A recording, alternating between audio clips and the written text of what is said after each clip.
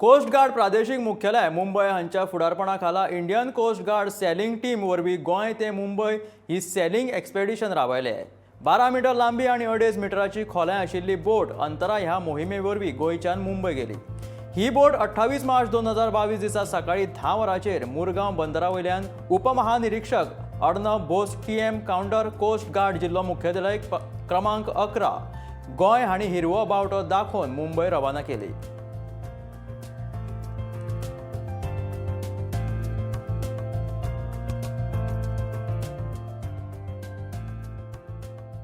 The aim of this expedition, apart from celebrating Azadi Ka Amrit Mahotsav, is also to instill a spirit of adventure and camaraderie into the crew and the other members of Coast Guard, who we hope will get inspired by this sailing expedition.